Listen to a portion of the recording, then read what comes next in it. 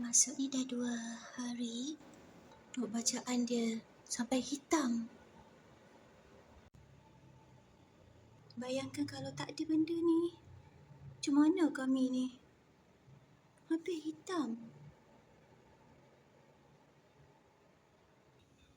Tempat dia bakar, terpaksa letak dekat depan pintu.